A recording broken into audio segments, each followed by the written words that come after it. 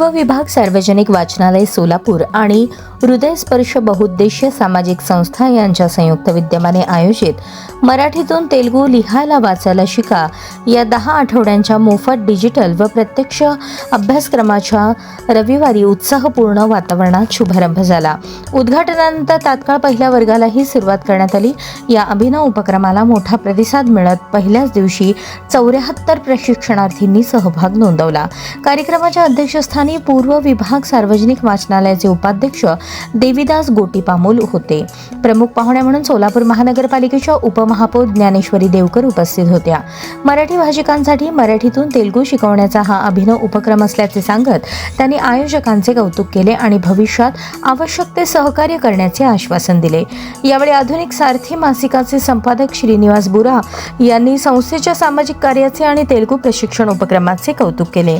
मागील वर्षाच्या तुलनेत यंदा अधिक प्रतिसाद मिळाल्याबद्दल त्यांनी समाधान व्यक्त केले। तेलुगू मराठी साहित्यिक संस्थेचे संस्थापक अध्यक्ष व कवी नरेंद्र गुंडेली यांनी वाचनालयाच्या सुवर्ण महोत्सवी वर्षानिमित्त विविध भाषातील सुमारे 35,000 पुस्तकांच्या संग्रहाचे कौतुक करत तेलुगू व मराठी भाषेचे महत्त्व स्वलिखित कवितेतून अधोरेखित केले। पूर्व विभाग सार्वजनिक वाचनालयाचे कार्यवाह अरविंद चिन्नी यांनी वाचनालयाच्या विविध शैक्षणिक व सामाजिक उपक्रमांची माहिती दिली। यावेळी संचालक आनंद वल्लाकट्टी यांची प्रमुख उपस्थिती होती। कार्यक्रमाचे सूत्रसंचालन गौरीशंकर दिकोंडा यांनी केले। गोपीकृष्ण वड्डेपल्ली यांनी आभार मानले।